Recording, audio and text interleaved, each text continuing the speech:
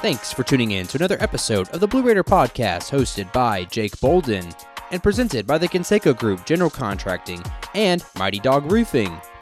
Don't miss another Tuesday episode by subscribing to the podcast on all streaming platforms or catch our visual presentation uploaded every week on YouTube.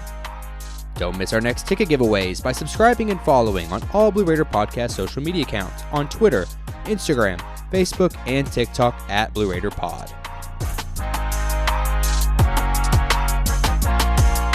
Welcome back to another episode of the Blue Raider Podcast. I'm your host, Jake Bolden, and in today's episode, I have two special guests joining us. One that you're all familiar with, Sam Doughton, to talk all things basketball portal news as things are starting to heat up. And then we'll have a break in that conversation and be joined by Conference USA Freshman Pitcher of the Week, Leila Ammon. The softball team is fresh off of a 100 Miles of Hate series victory with walk-off fashion on Sunday, so good stuff from her. I don't want you to miss that interview. And then return at the end where Sam will be joining us to talk all things football as they had their spring showcase this last week. And we will be bidding farewell to our good friend Sam Doughton, for now anyways, as he's moving on to bigger and better things. But before we get into that interview with Sam, I want to take just a second to thank the sponsors of today's episode, beginning with the Conseco Group. Since 1987, the Conseco Group has been turning dreams into reality. Whether it's pre-construction consulting, construction management, design build, or renovations and improvements, we're here to exceed your expectations. At Conseco Group, we don't just deliver, we deliver with passion, precision, and unparalleled quality. Our hands-on approach ensures your investment is maximized and your vision is brought to life. From Clarksville down to Columbia and beyond, trust the Conseco Group to handle every detail with expertise and care. If you're ready to build your future, contact the Conseco Group today at 615-298-9907 or visit their website at consecogroup.com. And thanks to Mighty Dog Roofing Nashville East, when it comes to your home, you can trust Mighty Dog Roofing Nashville East for all your needs. As a veteran and locally owned business, we're honored to be one of just 11 Owens Corning contractors nationwide to win their prestigious service award. From roofing and gutters to windows and siding, our expert team delivers top quality craftsmanship and unmatched service. We're here to protect your home with pride and precision. Choose Mighty Dog Roofing Nashville East, where excellence is a tradition. Call them today at 615-MD Roofs. That's ROOFS, or visit their website at mightydog.roofing.com. Again, thank you to the Conseco Group and Mighty Dog Roofing Nashville East for sponsoring today's episode. Now joining us here on the Blue Raider Podcast once again, and I would say goodbye, but not a goodbye forever, just for now, as he is moving on to bigger and better things. It is Sam Doughton. Sam, thanks for joining us. Jake, thanks for having me on. Really excited to make one last appearance as a staff writer for Middle Tennessee Athletics on the Blue Raider Podcast this week. And in my last week in the job, my fiance got a job back in North Carolina, and so I'm heading back home to the Tar Heel State to follow her and pursue other opportunities in that vein. But certainly going to miss you and the Blue Raider Pod, and among many, many others here in Murfreesboro. It's been a tough move for me for sure, but I think one that will be good for me in the long run. But that doesn't mean that there's not a lot that I'll miss leaving behind here. Growing up before our eyes, just 4 years ago, you're coming here at the end of the COVID era. A lot of changes, not only for basketball especially, but you had football going through their changes in the last couple of years. You've been a part of that big growing process. And before we kind of dive into the Blue Raiders stuff here, what have you I always ask this to athletes as they go through their 4-year process. You've kind of been uniquely for 4 years. What have you kind of learned about yourself through this process? It's funny, I was talking with Nick Vadiato after the spring showcase this weekend, just saying like, hey, thanks for everything that you've given me, sort of as an interview subject, over the past 4 years. And he joked to me, he's like, oh, we came in at the same time. It's like we've had the same sort of career in some respects. It is kind of a poetic irony in a way that, a traditional college career, in non-COVID years, non-NIL, lawsuit times was 4 years. And so, I've gotten to watch, players like Nick, players like Jalen Gregory, Anastasia Boldreva, Eston Snyder sort of grow up in sort of the same time frame I've been on campus. And really, I think like that's the part that stayed the same for me, is that like that process is still really cool to see happen. Anybody who's covered college, when you're in college covering it, and I'm sure you can relate to this, Jake, like you feel very in the moment because those student athletes you're covering are literally your peers. You might have classes with a couple of them, or at least you envision them being in class with them. And it's a little different once you're a little bit older, but even still, like, I'm still of the same generation as a lot of the athletes competing for Middle Tennessee now. And so, but getting to see, players like Nick and Jalen and Nas sort of grow into, who they are as young people, is really exciting and really fun. And then, from a Middle Tennessee perspective, I've really enjoyed sort of seeing the physical growth the department's undergone, particularly with the SAPC. That will, unfortunately, I'll have to miss the grand opening of, but just a few months short of seeing that, open in all its glory. And that's a big, it's a big physical structure, but it's also symbolic structure of where the department wants to go and who it wants to be. And getting that up and running and getting a new staff in that building, and having them put their fingerprints on it, I think has been big. And excited to see where the growth goes from here. Well, we'll get into a little bit more, maybe some of my big picture thoughts on Middle Tennessee as an institution. As somewhat, I still consider myself a little bit of an outsider, given that I didn't grow up in the area, didn't go to school here. So I come at Middle Tennessee with maybe a little bit different perspective than some folks who have been, in the trenches with things for a very long time. But just across my 4 years here, I've covered a lot of really good teams. Men's basketball's had two really fun seasons for me to cover, particularly that 22 season where they won the CUSA East. Was really fun, and I had a ton of fun covering them this year as well with that nice mix of new and old that they had. Rick Insell is obviously the gold standard on the women's basketball side, really in the state of Tennessee over my 4 years here. He's done incredible things, had that really good core group of ladies that have helped him reach new peaks here at Middle Tennessee under his tenure, but certainly not new peaks for where the program's been historically, just sort of maintaining that standard. Very difficult thing to do, even when you are a program that gets support from your administration in a way that the Middle Tennessee women's basketball does at maybe a different level than some other schools. And really, that's one of the things that appealed to me about Middle Tennessee. I could tell from the outside when I joined and stayed true through my 4 years here, was it's a department that's not just concerned about how football and men's basketball are doing. They want to compete in every sport that they have. And, there's been some times where they've fallen short, but there's also been a lot of times where they've competed really well and done really good things. Like, I think my favorite event I will end up covering here is going to be the NCAA softball regional, 2 years ago in 2023, going down to Alabama, knocking off the number 5 team in the country, forcing a winner-take-all game, and really coming within one swing of playing in a super regional, potentially hosting, just because of the way that sort of bracket would have played out.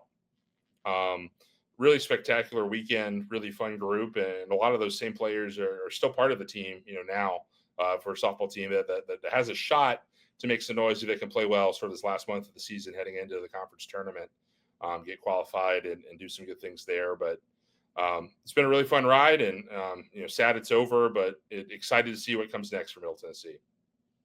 So much you've been a part of over the last 4 years. Obviously, like I said, we'll say farewell for now, but there's still so much more for you in the future. We're excited to see as fans of you, as Sam.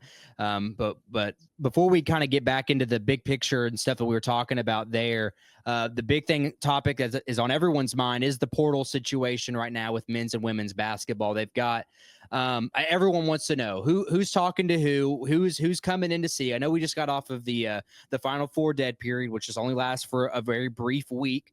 But things will start to pick up traffic wise, I'm sure. As I said over at Go Middle, you got your priorities are set. You've probably narrowed down who is interested, who's not interested. So now you're going full force there on the recruiting side. Basketball's already got one commitment.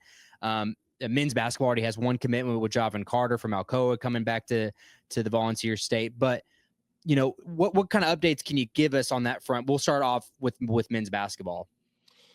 I mean, the men's basketball front, they are staying busy. I think the thing that you need to keep in mind with men's basketball is it will be a mix of D1 transfer, JUCO, and maybe even some, high school entrants. Yeah, maybe not necessarily domestically in that latter category. I've heard they're looking at some internationals that maybe have flown under the radar, but can allow a school like Middle Tennessee to step in and find some talent overseas. But they're having a lot of visits.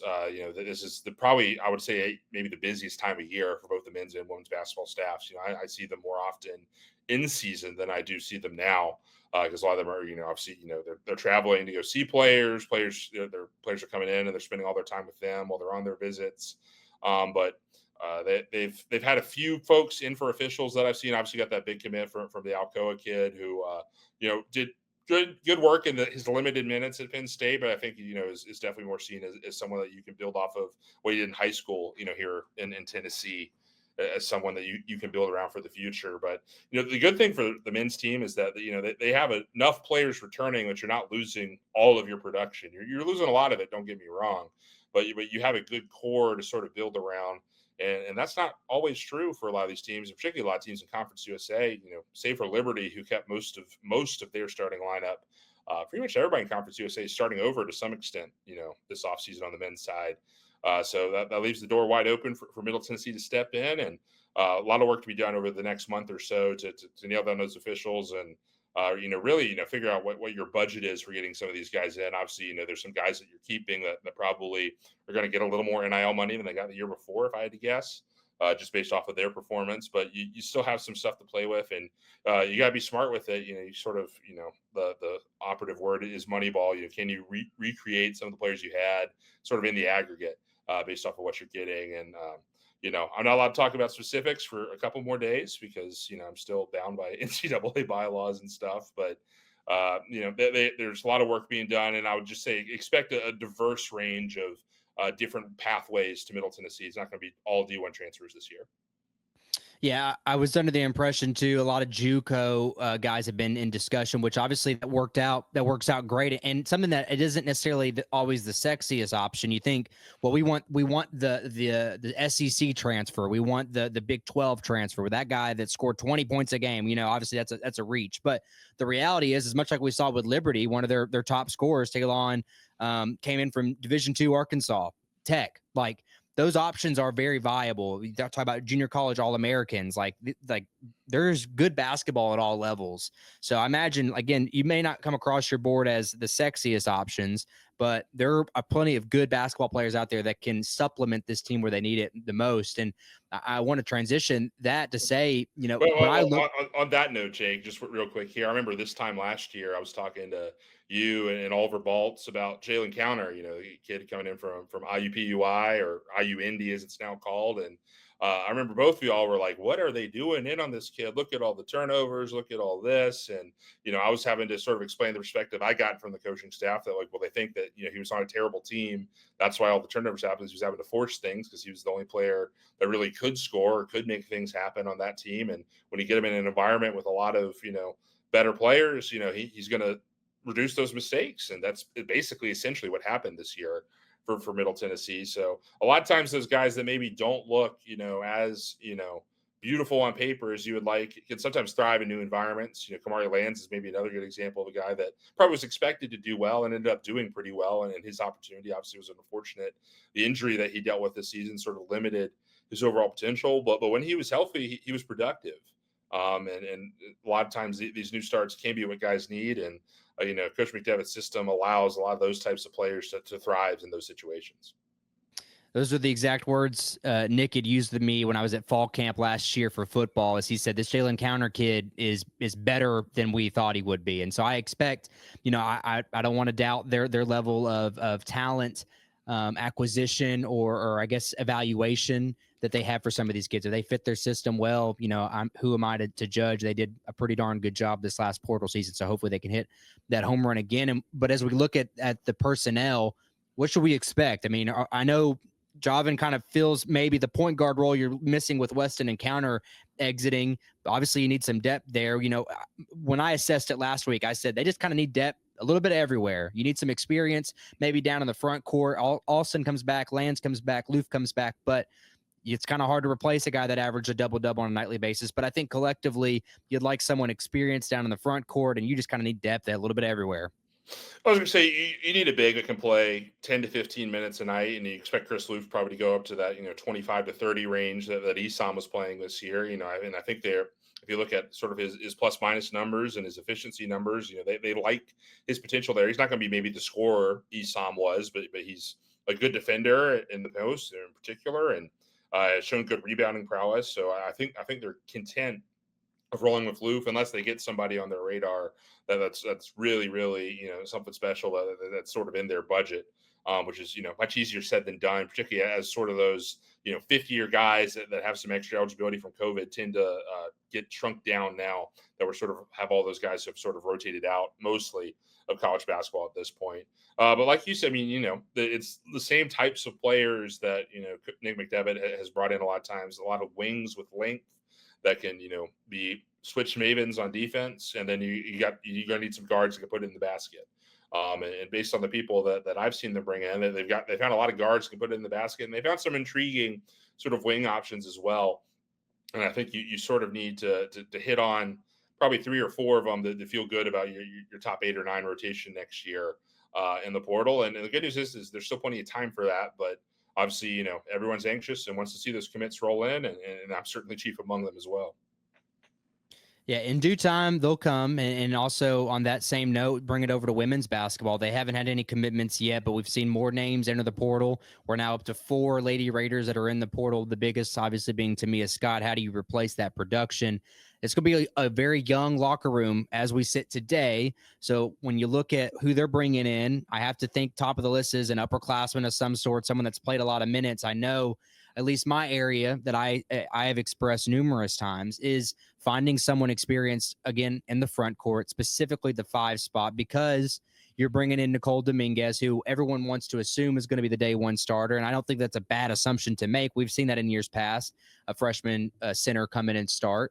However, as someone as big as she is, listed at 6'10", and some even say that she could even be closer to 6'11", but that's a big body to play a lot of minutes in this style system that Rick Insell has coached in years past. So I can't imagine her first year here, she's going to be playing 30, 35 minutes. So you've got to find someone there, and ideally it'd be someone experienced, because that entire front court, including Kaepernick, and now you've got Jenna McClendon, the other freshman signing that would potentially play the center position. You got youth there. So experience is going to be paramount. And then you look at the backcourt. Jada Harrison is probably your day 1 point guard starter right now, but you'd like to have someone experienced there with all these new freshman signees that are coming in. So you talk about the experience you need. You think a big part is obviously a keystone part is that center position. Do you bring in someone experienced at point guard? Maybe do you prioritize a scoring aspect because you're losing someone like Tamia in the backcourt? Where do you think the Lady Raiders fall this offseason? I mean, I think the operative word is they, need players that are going to compete for playing time right away. I know the coaching staff is very, very high on the 6 freshmen that they have coming in, and I think a lot of them can be immediate contributors right away. Kirsten Bellhurst, and I mean, it's literally 5 state Miss basketballs, and then Nicole, who is a U19 player for the country of Spain. Yeah, that's a pretty good reputation. And yeah, you can nitpick and say some of those players play in the smallest divisions in their state and so on and so forth. But it's a really good class, and it's a class that should be well regarded. And it's a class that they feel like has a lot of players that, like Jalen Gregory, can probably start right away and be 10, 12 point a night scorers right away, if they're sort of in the right system. So if they have confidence in those freshman players, you don't need players that can super far exceed what you think those talent levels are, but you want players that can push them, and you want players that can beat them out on the court and make you better in the time being. And I think that's probably the operative word from the names that I've heard they're looking at, are those types of players that you look at them on paper and they're not a surefire starter 100% of the time right away based on who's coming back, just because that freshman class, and particularly, let's not forget, players like Savannah Davis, or players like, Stacy, or even someone like an Emily Monson that showed some promise at times this year. They're players that they think they could start next year too if they put in the work this offseason and make the growth that they hope that they can make.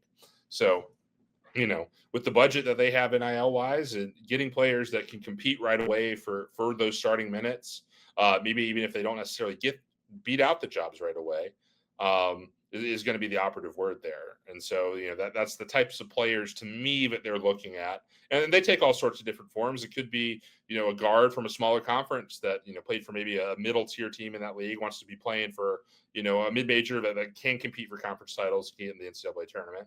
Could be somebody, that was maybe more of a role player for a bigger team, or was a starter for a smaller team, but maybe wasn't the leading scorer. Or it could be somebody that, maybe had some injury troubles and is just looking for a fresh start somewhere else, but has a pedigree sort of in college basketball that would make you think, hey, this is somebody that could produce at this level. So they're looking all over. Every time I've seen Matt Insel, in particular in the hallways this week, like he's always on the phone, talking to somebody new. He was talking to people on the phone at the Raiders Rising Golf Tournament this past week from people that I spoke to that were there. So they're never stopping, and they have at least 3 officials I know lined up over the next 3 weeks. So all 3 players I think that Blue Raider fans would be excited to see next year in the white and blue. For good reason. Talk about all that young production that is going to return. I think again the volatility of the portal, at least on the Lady Raiders perspective, is pretty much done. I don't think we're going to see any more players enter. So you're going to have a lot of good young players that are going to be coming in this next year. I like to draw the parallel to what Louisiana Tech did this last year. Very similar. 6 high school signees. They had a freshman of the year.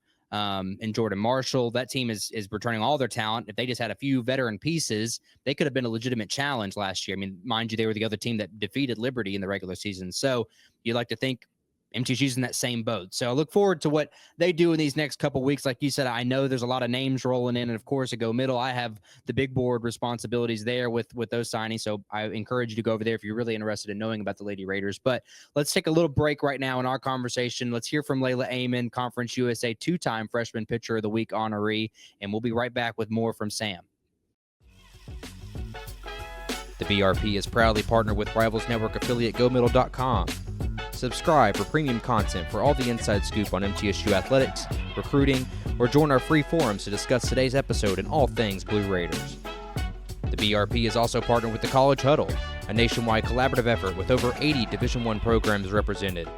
Check out the website at thecollegehuddle.com to catch up on all college football content with daily articles and episodes provided by the largest college podcast community on the internet. Joining the Blue Raider podcast now, it is freshman right-hander from Gulf Breeze, Florida. She's a 2-time Conference USA Freshman of the Week winner, and she leads the team in ERA and strikeout, among many other categories. Joining us, it is Leila Ammon. Leila, thanks for joining us. Thank you for having me. Leila, like I prefaced there, it's been a great freshman start for you this year. Tell me a little bit about how you've graded this experience out. I know the season is still, you got a lot left, but how do you feel about what you've done thus far?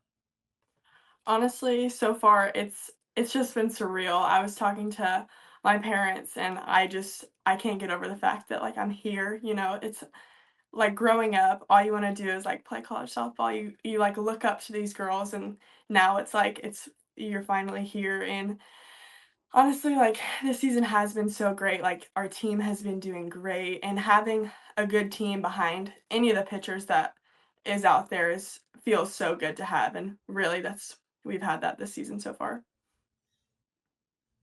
One of the things that's unique about going and playing college softball, obviously, is the ability to know that you can just even get there, but you have really excelled this year. I want to kind of dive back into your past in high school. At what point did you kind of realize like, hey, I am good enough to go to the next level? Honestly, it's kind of hard to say. I would say summer between sophomore and junior year. My dad, I know he's going to be watching this, so he's probably going to laugh. He made a bet with me, and he said, if you can make it to that level, like, I'll get you, like, he just made a bribe, and I'll get you a car. And I was like, oh, okay. And really that's what, not necessarily, like, motivated me in a way. It was more of just, like, okay, like, I got this. Like, I can do it. And then along the way, I started to make, like, friendships. I got recruited to MTSU. And that's just when it all started, was definitely sophomore and junior year. One of the things that impressed me whenever I was doing my preseason preview with Coach Bryce Brentz, doing a little studying up on the freshmen that were incoming, I know that you set a high school record. I have the number here in front of me, but it's over 600 strikeouts in your career in high school. I mean, talk about your experience in high school. I mean, that's not just someone who thinks that they can play the next level. Obviously, you excelled there. What did you learn along the way through high school? And then I want to parlay that into my next question. What have you learned about yourself in so far this season? Definitely in high school, I just had to learn, like, you have to be confident in yourself mentally and physically to excel, and that goes with anything. You have to be confident in your team, you have to be confident in all sorts of aspects, and not just confident, you have like, the mental game is so big. Um, and definitely Coach Penna, my high school pitching coach, she taught me just really just to trust in myself, and that was the biggest thing I learned in high school. Let's hear a little bit about the pitch mix. I'm more of a baseball guy. Softball is always hard to learn as far as watching it goes. I've watched a ton of you guys this year. What's the pitch mix? What have you kind of developed your college career now? Is there anything you've really been working on, or maybe trying to expand that pitch mix now that you're in college? My changeup, honestly, all in high school, I didn't have much of one, and so I was like, "I have to get this down," and really, I think that's the biggest pitch that I really focused on. How much has having someone like Coach Mead in your corner, and obviously she's not too far removed from the circle herself, playing at MTSU a few years ago. What's that relationship like you have with her? I love her. She really focuses on the mental aspect of the game and just knowing that you have to get in there and knowing you can do it. Um, that's our relationship is so good, and having a good relationship with your pitching coach is so special. And you also have a unique opportunity too. You have some girls that are also pitchers, like Martinez, like Kaufman, that have had experience in college. What's your relationship like with them, maybe on the field, but also off the field? What are kind of some things, tips that you might have picked up from them along the way? That just honestly, they've kind of just taught me, like, just go be yourself. We're all very, very different, and I think that's how we all mesh very well. Because if you're not yourself, if you're trying to be someone else, it won't be very good. What about the college experience? I keep going back to this because I think everyone's their opportunity is always a little bit different. Some people come in their freshman year, they don't get to play. You're obviously thrown right into it, day one starter. So there's so much for you that it just comes at you fast. What about the college game is vastly different from high school? Like I said previously, honestly, the mental game is the biggest. Cause I feel like going in, it's everyone's good. 1 through 9 can hit. Like, you just have to really focus on knowing that you can do it, and if, say, a hitter hits a pitcher's pitch, like, that's a great hit. You really have to just acknowledge that there's good people everywhere. Um, and pressure is a privilege, so honestly, like, being able to go in and help the team out has just been so surreal. Like, I'm so thankful to even get this opportunity. Well, we're certainly great to have you here. I mean, top 25 teams you've faced twice this year, actually three times, dating back to two matchups there with Liberty this last weekend. You won both of those. Again, it's one thing to be put in that opportunity. You talk about pressure. That's a lot of pressure for a freshman to face two top 25 teams in her first year, and you come out victorious twice now. I bring up those two. Obviously, those are big games for you. Are any one of those particular performances that you're most proud of, or a game this year so far that you've really looked at like that was my best effort? Honestly, I think the Mississippi State game was the best team effort that we have. I don't think I can necessarily say, "Oh, like, this is my best game," because without the defense or without us hitting, we can't win either. So I really think the Mississippi State game was just the best overall.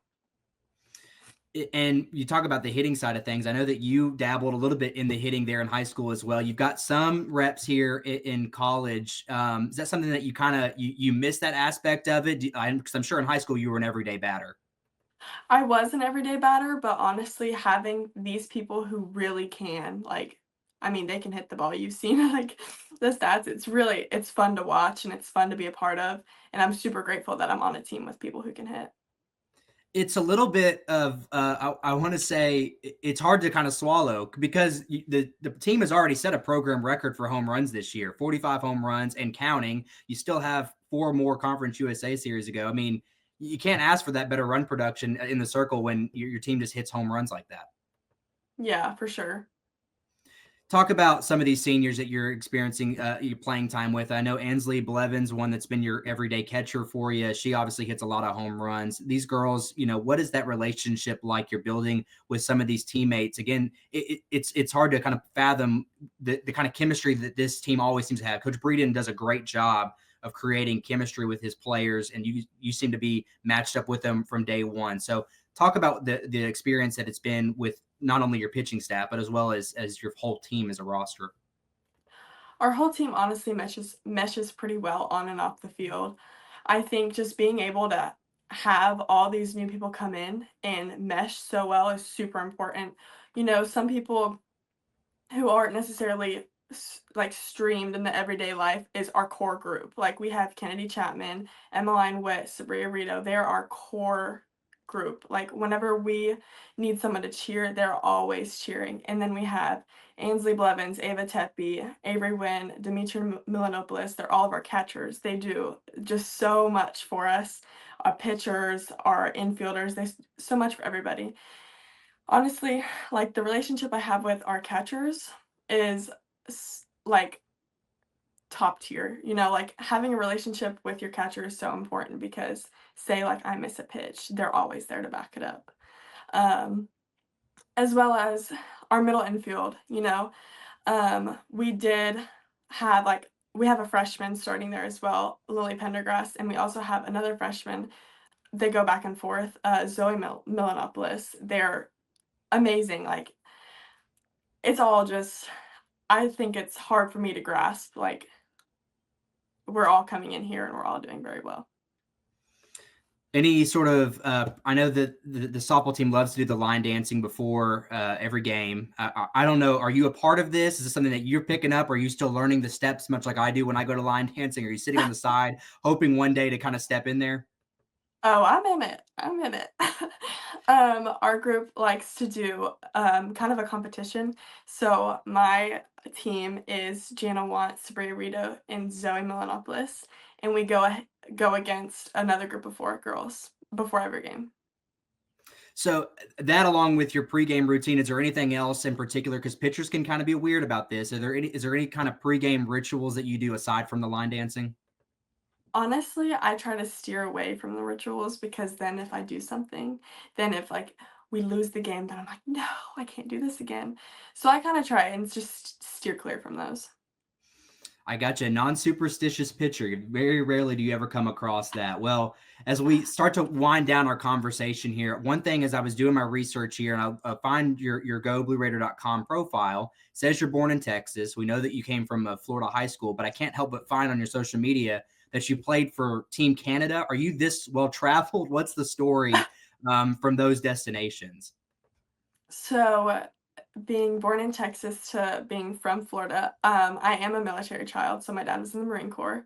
And that itself kind of led into the whole softball thing because it was just a main thing that was really consistent in my life. And I'm so grateful that my dad introduced it to me so early on. And then Team Canada, my grandfather, it was born in Canada. And so I did qualify for the TCIC Colorado Team Canada team.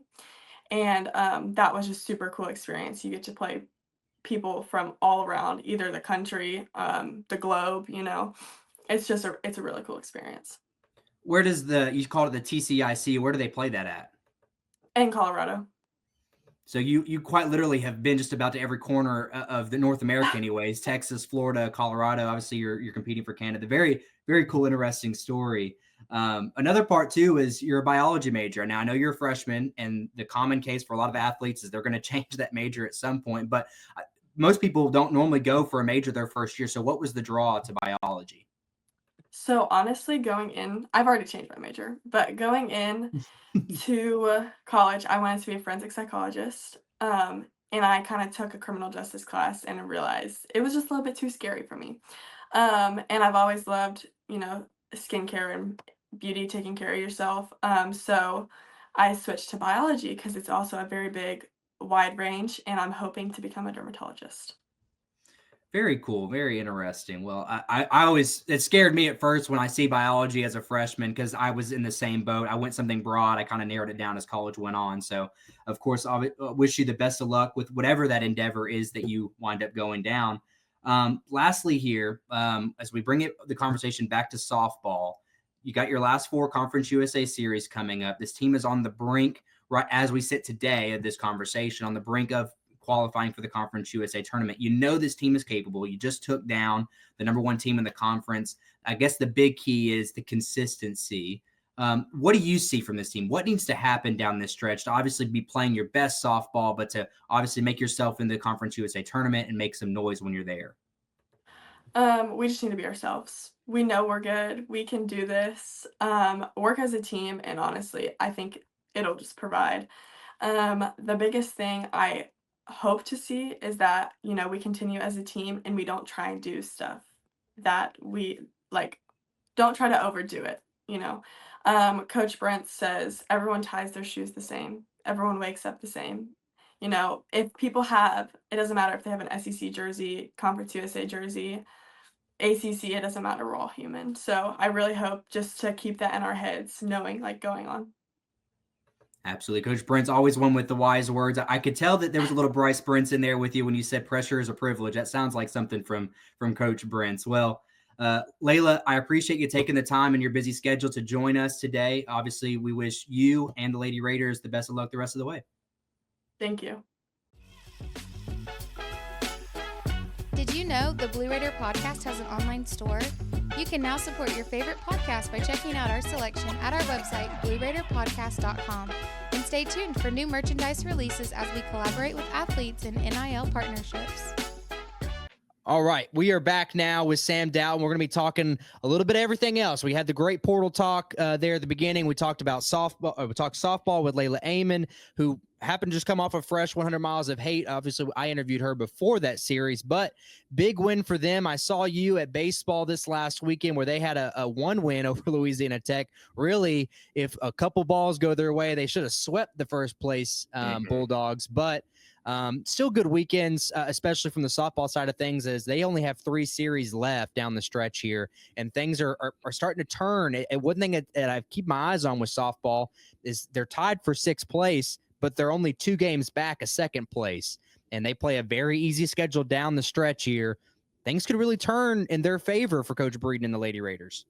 Yeah, I mean, softball has had either, the benefit or the misfortune, depending on your perspective, of playing all the tough teams early in their conference play. They've already played their series with Liberty. They've already, I forget the other really top team. FIU tends to be pretty good as well. Let me pull up the conference standings while I'm talking about it real quick so I can take a look at where things are right now.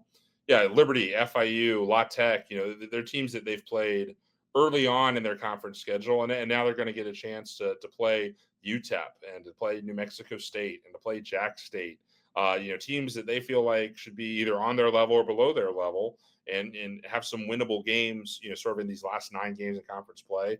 And then once they get into the conference tournament, they've already proven they can beat anybody in the league, sort of with their play this year. On their best day, they can beat any single one of them. And Leila Ammon's obviously a big part of that. What a revelation she's been as a freshman in the circle. Jana Watt at third base has been, probably the best freshman in Conference USA this season. And so they're a really exciting team to watch. I really enjoyed watching them play. I saw them play Friday night when they knocked off Western, 1-run game. Mary Martinez, in like her 4th at-bat of her college career, hits a moonshot to left center field in the bottom of the 6th, and they come out winners in that one. And in true 100 Miles of Hate fashion, there was some fireworks after the game, but, I really think it's either softball or women's basketball has the most intense version of that rivalry for me, having watched many, many iterations of it, across my time here. So it was nice to end my last weekend, on the job, watching a little bit of that. And they need to take care of business, these last 2 weeks. You really need to go 6-3 or 7-2, I would say, to feel comfortable about your chances of making the tournament. But if they can make it in the tournament at Western Kentucky this year, good chance for them to make some noise. So knock on wood, execute, and they're playing some better ball right now that'll give them a shot down the stretch. Yeah, I think winning the series of these last three is going to be. I would have to think locks them into it. I know the team that they're tied with is going to be New Mexico State, and so that's obviously the more pivotal of the matchup, and that is unfortunately on the road. However, Jack State is you're only one game behind them, so a win on the series this weekend again puts you ahead of them. So win those series, 6 wins in these last 9 conference games. I think you're safe. But like you said, to feel good about it, if you can get 7, you can get a sweep somewhere in there. Ideally, it'd be the final series against UTEP. I think that'd be an excellent way to kind of end your season and move into the conference play. But back to baseball, gosh, like this team is just like they're just that close. And we saw that on Saturday. You blow a 5-run lead in the last inning. Even on Friday, you had a chance to win that game as well. They won a close one on Sunday on the back of Chandler Alderman. Really kind of got him back to form as someone that we've seen in years past, or I say years past, last year especially, going 9 complete innings. And God, they needed every bit of it. That team is just so close. I know they're hampered by injuries right now. Even they have guys that are playing hurt. I just have to feel that if this team, they've already beat Dallas Baptist once this year, they're going to kind of get a shot at Western here in a couple weeks, kind of again get a gauge of how far off this team is from that potential. When I watch this team, I can't help but draw the parallel to what men's basketball was last year. You know, this team is very capable of being top of the conference, but basketball's case 1 or 2 injuries, but in their case, they are 5, 6, 7 injuries deep from being competitive. And if you think they can get a little bit healthy down this stretch, they can put themselves and reinsert themselves into that conversation and just even make the tournament. Yeah, the baseball team sort of came into the year, had 3 pitchers they really liked sort of in their weekend rotation: Trace Phillips, Chandler Alderman, and Drew Horn. Drew Horn's been every bit as good as they expect him to be. I would argue he's even exceeded their expectations coming in from Walters State. But Trace Phillips has been hurt a lot, and as far as I know, probably will not pitch the rest of the season if he plays at all. And then, Chandler Alderman has been a lot more inconsistent than he was a season ago, sort of in that final starter slot. And then behind them, they've just had to put bullpen guys and maybe in positions that they weren't quite ready for, or, in longer positions because of some of that volatility in the starting rotation, put some guys starting they expected to be key bullpen pieces. And that's just all sort of spiraled from there. And, offensively, early in the season, they were able to keep up with a lot of teams. But as you mentioned, injuries to guys like Trace Phillips, like, Nathan Brewer, and, a few others up and down the lineup have sort of, again, forced guys into spots that maybe you weren't expecting them to be. Eston Siders had a great year. Clay Badalak, what a bounce back season from him, particularly at the plate, for what he's doing offensively. So some positive things to build on, but, I understand the frustration some people have because there's been a lot of games that have not gone their way, particularly in those midweek contests. And, even if they're able to pull out one win a weekend when one of their starters is really on, particularly Drew Horn, so it kind of leaves a bad taste in your mouth if you're sometimes just not competitive in some of those other games. So unfortunate, because I think they had some potential this season to make some noise, and just did not quite have enough depth to sustain it when they had as many injuries as they did this year. Their season is slowly winding down here. They've got 5 more series left in Conference USA play. When you talk about where they fall in terms of all the scheduling, Western this next weekend in Bowling Green, that's going to be a very tough one as a team that is now in the top 25. They've kind of, I didn't give them much credit early on, but they have really turned their season. I say turn it around, but they've really turned that program around. Now they're vying for Dallas Baptist as potentially one of the best mid-majors in the country. So something to keep an eye on. That rivalry always brings something on the road. So that'll actually start on Thursday as opposed to Friday as per typical. So Thursday at 6 p.m. starting there in Bowling Green. Sam, let's turn this conversation off of all this. I know this being your last day on the release of this in the department, you've got so much. I want to say get off your chest, but I think a lot of it, me and you come from the same cloth here in the terms of where the athletic department's heading. There's a lot of stuff swirling about with Nick McDevitt and his contract being extended for 3 more seasons. I think a lot of people's frustration isn't necessarily targeted at Nick. I think objectively, if you look at the seasons that he's had these last 4 years, you would be willing to admit that he's been a heck of a coach. This program has turned out for the better these last 4 years versus the first 3 seasons here. I want to hear from you. People have listened to me talk about this ad nauseum. Where's your head at with the big picture of not only I know I address basketball, but where is this athletic department heading? What should, as a fan, really be? What should our perspective be on what's going on? Well, I think with the Nick McDevitt thing, it's a decision that I fully support, and obviously, I think a lot of Coach McDevitt's perception in the fan base, a lot of that was started sort of his first 3 years here, which on paper I was not here for them. Jake, you were here for them, or at least watched some of it. Obviously, were very rough years. If you look at just objectively, their advanced metrics, sort of the record. Any way you slice it, it was not a very good product on the court to watch, and there were some extenuating circumstances for that. I think a lot of folks don't know how few scholarship players were on the roster, after Kermit Davis left that 2018 offseason. And folks tend to forget these days that the transfer portal was not what it was in 2018 that it is now. You could not flip a roster in the way that you can now with a new coaching staff. That even back then, you still needed time to go get your guys in. And while you could have some immediate eligibility with some transfers or junior college guys, when you only have 6 returning scholarship players, you really can't get much more above 8 or 9, sort of in that off season coming in. And then on top of that, you're losing the high school recruits as well. Sort of that high school class coming in that was supposed to come in 2018, all ended up being pretty good players at other schools. Most of them followed Kermit to Ole Miss and then went somewhere else afterwards. But that really put the program behind the 8 ball, and it took them a long time to dig out of it. So I can understand the frustration there, but from my perspective, I don't really feel like you can hold that against them at this point, given where the program is and what he's been able to do sort of in the portal era. And then also, sort of the challenges you have if you want to move on from a coach that won 22 games, who are you going to hire in sort of that perspective? And then I think if you look at it even really big picture, what is Middle Tennessee basketball as a program historically?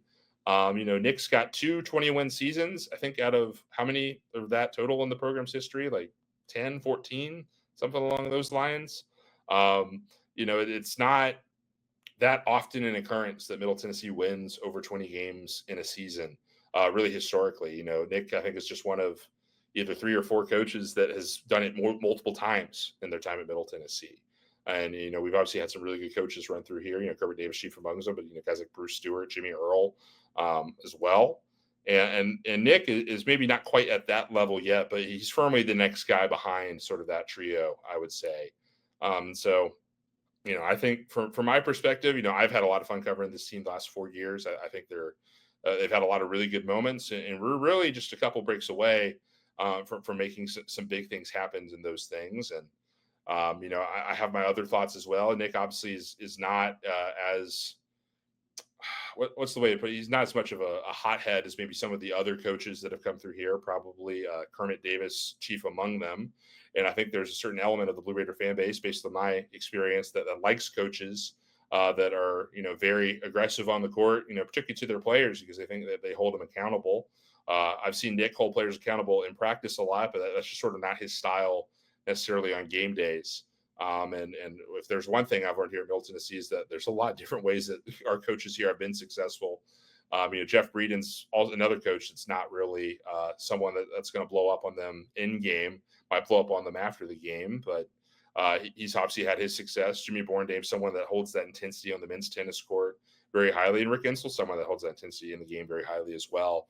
But we have other coaches that are much more demure, that have found success, in other ways. And maybe, a better sense for their sport there. But so that's sort of my talk on the men's basketball thing is I think that he's got a chance to be really successful, particularly, as I mentioned, in Conference USA with a lot of change this offseason. Gives him another opportunity for a reset. And there's going to be more opportunities for resets, sort of the way college sports are going. The unfortunate thing for a school like Middle Tennessee is that it's becoming how much NIL budget everyone has. In Middle Tennessee does well enough for itself amongst its peers, but maybe not well enough for where folks want it to go and be sort of, one of the premier programs, in the state of Tennessee and sort of in the, the mid-major Southeast. That there's a lot of resources that, these coaches need, not just for men's basketball, but for football, for women's basketball, and even sports like, baseball, softball down the line. That, if Blue Raider fans want these teams to be really successful moving forward, It's going to have to come from more revenue generation, whether it be through direct donations or other ways. And it's a tricky problem for those that are still behind after me to solve, for sure. And I understand that folks don't want to hear that. They don't want to hear that it's just, a money game. But I hate to tell them that, unfortunately, that's sort of what college sports has become these days.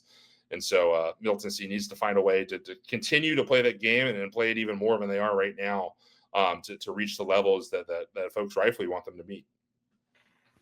It's the unfortunate side of it. And I know, again, you talk about where MTSU falls in the grand scheme of college athletics. You're surrounded by Tennessee. You've got Vanderbilt, who their football program has kind of made a turn. So I'm sure revenue generation there has been much higher. Obviously, the alumni base that comes from Vanderbilt typically comes from money. But it's the game you have to play. It's a necessary evil, if you will. Obviously things are moving in the right direction as far as NIL stuff goes. I know the collective, we had Jeff Murphy on.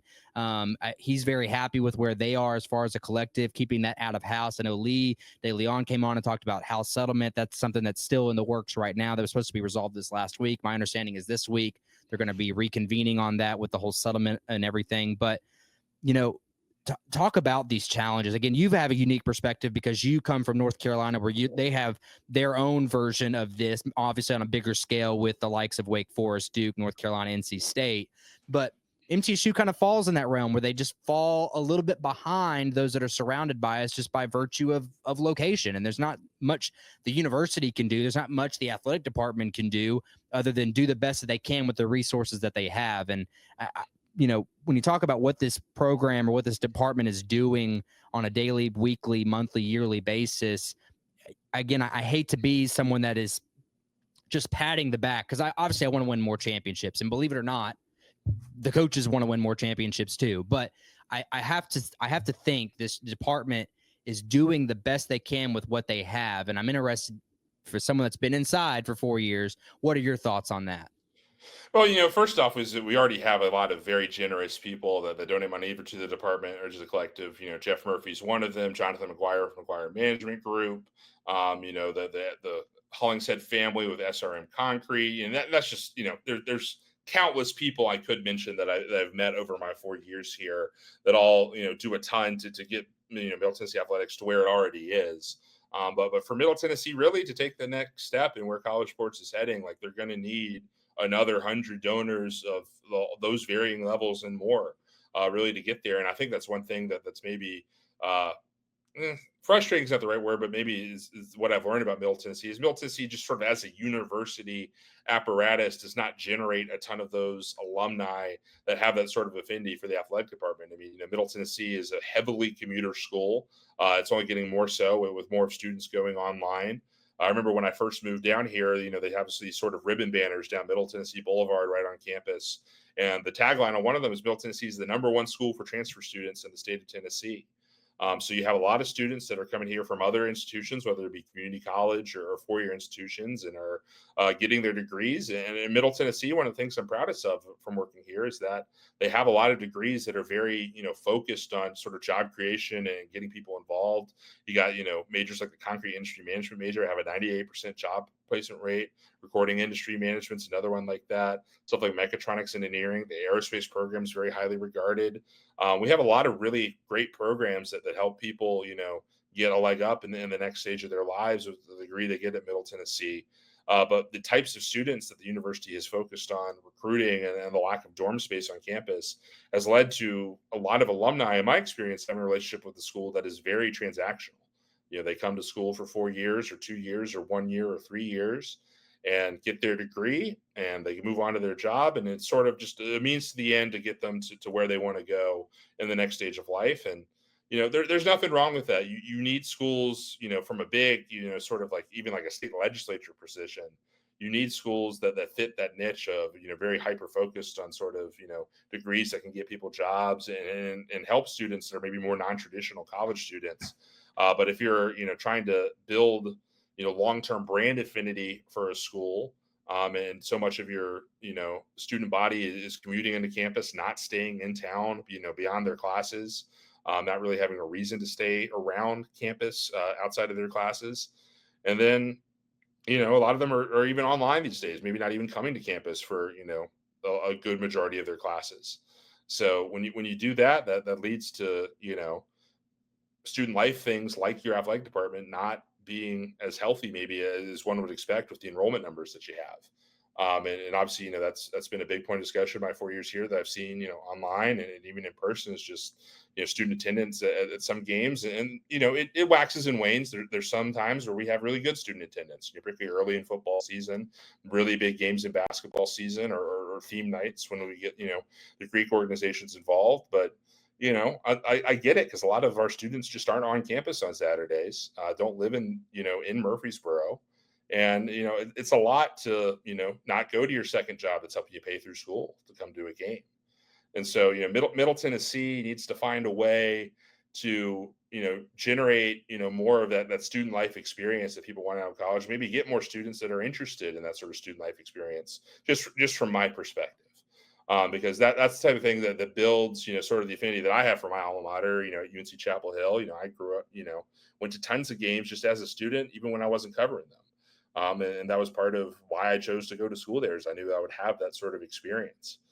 So finding ways to generate that and generate, that sort of positive brand affinity is only going to help moving forward. And it should help, when those, people do get those really good paying jobs and have, all the success that they're having in the world that our careers office at the university does great work with, helps them come back and want to support, the programs at the school as well. But it's a really tricky thing to solve, and it's going to require a lot more help than just you or I doing it. It's going to require a whole lot of folks moving in a lot of different directions to make that happen. Yeah, it's definitely a large puzzle that I myself don't have an answer for. I think you provide a great point there about creating a brand affinity with especially students. Obviously, that's always been a struggle for the last couple of years. And I always say the largest cog that runs this machine is football success. And, if that program has steady turnover on a yearly basis as far as winning goes, you're winning 9-10 games, going to a bowl game, you're competing for conference championships, that makes that part of the puzzle a lot easier to solve. I think people, not just students alone, but people in general, tend to watch football. And if football's doing well, they're going to come to basketball. And you think back to some of the best years attendance wise, just from my recollection, obviously there is objectively a way to either prove or disprove what I'm about to say. But some of the best years was in my early development when I was in middle school, when I was in early high school. We had the Kermit Davis years, but even when Stockstill in his early years, where he won 10 games, he had tied for a conference championship. I think that's when, at least I remember, some of the largest attended sporting events in the history there at Murphy Center as well as at Floyd Stadium happened in that turnover. And then obviously we all know what ended the Stockstill era was a little bit of mediocrity around that 500 mark. Kermit Davis moves on to bigger and better things. You have all this turnover. And I know anyone that's listening to this that may not be on the same side of the coin as you and I would look at this and say, well, because they stayed in that mediocre stage for so long, you kind of lost that fan affinity, that brand affinity that you're talking about. And I understand it. Again, as a devil's advocate, I understand it. I genuinely understand that. And you have all the reasons to be upset. But I think the moves that they've made, again, it just takes a little bit of continuity here to kind of get that back. I really see that with Mason this year. I want to kind of get this conversation over to football because I think you have a lot of reasons to be excited for this upcoming year. But I think Mason's a good hire. I think you give him the opportunity. We've given him the tools as we talk about the SAPC as well as the revenue for getting a really good, strong roster that I think is going to surprise a lot of people this year in a very thin Conference USA. I think basketball, unfortunately, you lose some key pieces, but obviously, again, their talent evaluation is great this last year. Women's is going to be what it is. Baseball is just on the cusp. Softball, I think, is there as well with this young core they've got. All that to say, your other mainstays like your cross countries, your tracks, your tennis programs, and on that note, women's tennis, for that matter, just got the 2 seed in their tournament. What a year it's been for Teo and that program. Very excited about that and what they could do this week. Some very special. Maybe get a piece of FIU up in Lynchburg. But tie this all back in. I think they're there, and you have every reason as a fan or an anti-fan, as I would probably call them, to be upset with where we've been the last decade. But things are moving in a good direction, and I think, again, you got to back it not only with your money, but I think you need to back it with your eyes, with your attendance, because I think things are just on the cusp of getting back to where we were there in the early 2010s. Well, and there's some, sort of external forces that are going against, getting folks, particularly for like in-person attendance, right? Like ESPN Plus, not really a thing, a decade ago. If you wanted to watch Middle Tennessee play, most of the time you had to come to the arena or come to the field to go watch Middle Tennessee play. They were not on TV or not on streaming near as often as they are now. I mean, nowadays you can watch every single Middle Tennessee football game, either on ESPN Plus or on, YouTube TV or CBS Sports. So it's very easy for fans to stay at home. And you're really seeing this across all sort of mid-major level sports, G5 football, mid-major basketball in Division One. I mean, just go look at the attendance. Not even go look at the attendance number. Go watch clips from road games that Middle Tennessee have played this year in gyms all across the league for teams doing all different levels of success.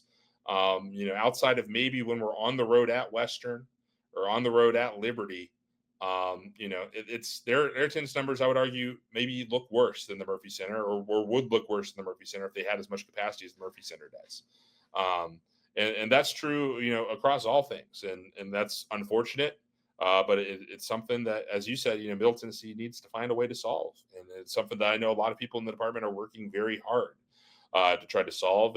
But like you said, it might just come down to you need to win some games. You need to win lots of games in consecutive years to build off of it. I think, something that's frustrated me is, I feel like the basketball team's winning a lot, and they're just not getting, the fan support I think that they should for the year that they're having. But, I recognize that, folks don't want to, they want them to prove it. They want them to follow up the year that they had this year with something bigger and better.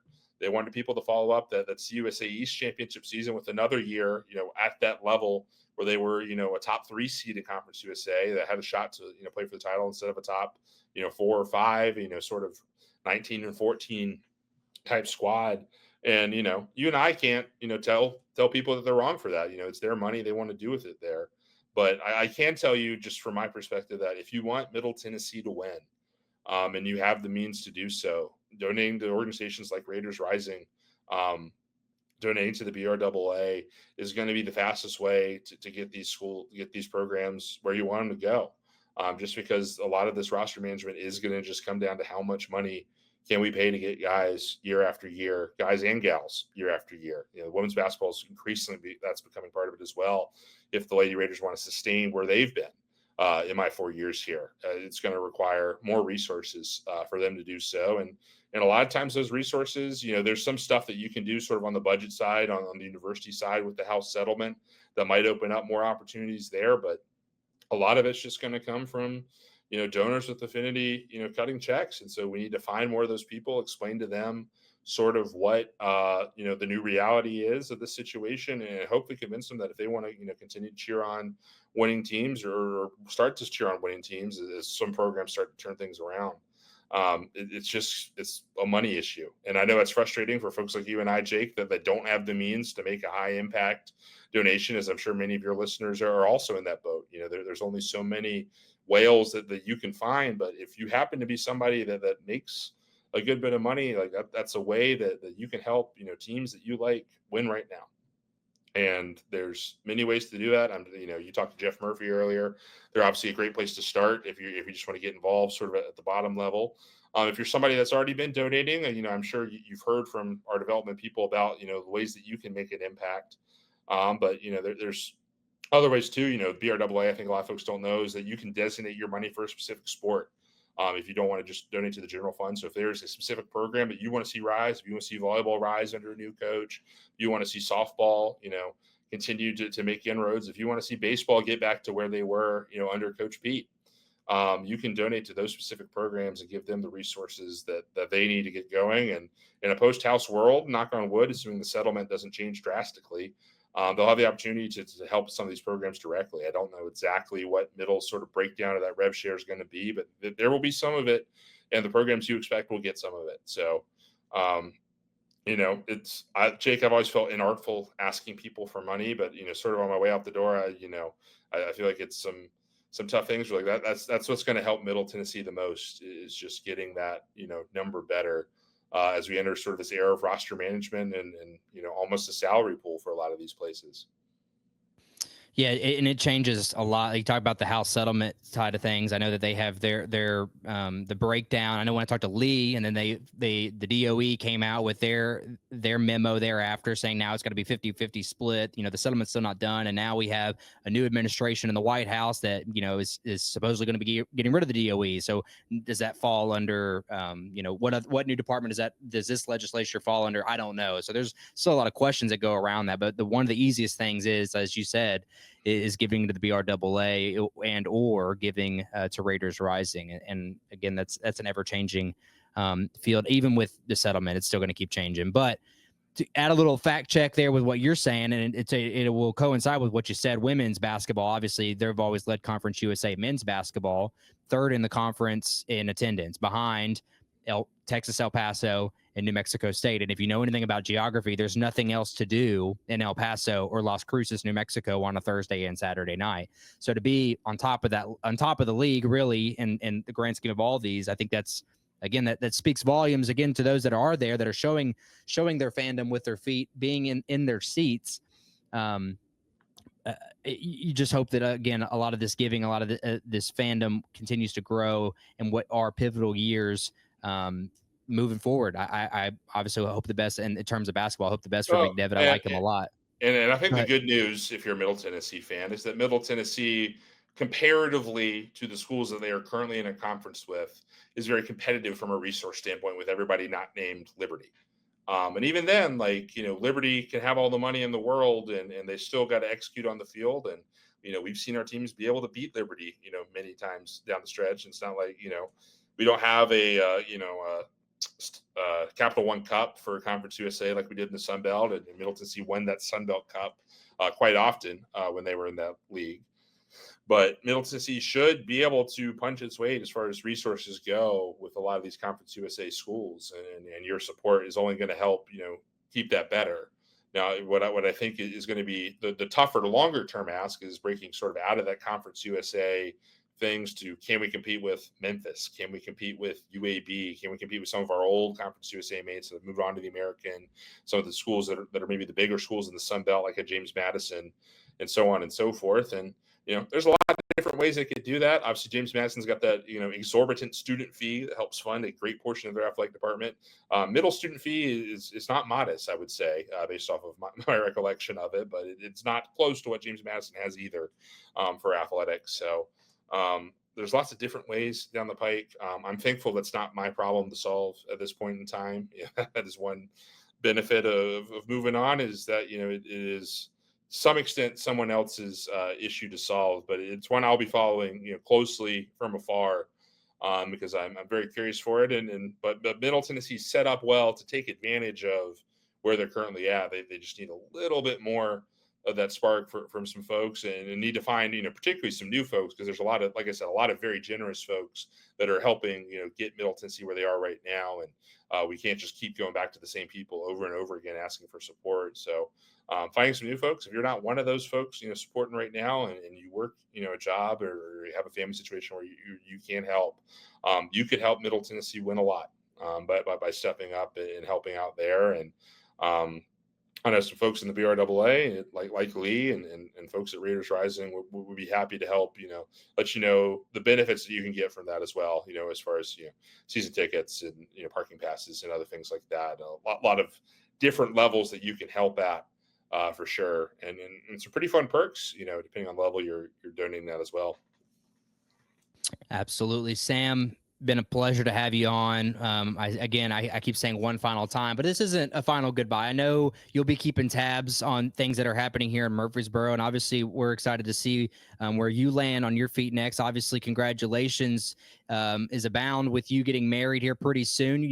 What is next for Sam? What can we expect? I'm sure the Dynasty team on the show is going to continue to grow. I mean, I'll probably be playing a little bit of that this week, as I'm, packing up the apartment, sitting behind me and getting ready to move out. But, for me, I'm excited. My fiance got a job actually in my hometown that I grew up in. We met in college, so we grew up in different hometowns. But so getting to show Gabby around Winston-Salem and moving back there will be exciting for me personally. And getting, obviously much closer to family. It's, one of the toughest parts about being here in Murfreesboro is it was a 6.5-hour drive home. So pretty difficult to get home outside of, the usual winter holidays typically. For me, so being just down the road from my parents and just down the road from her folks and as well as, miscellaneous, college friends or whatever that are all spread out across, North Carolina, will be good for all of us. So that's exciting for me. Next up for me is finding a job there. When your fiance gets a job that she can't turn down, sometimes you got to make it work.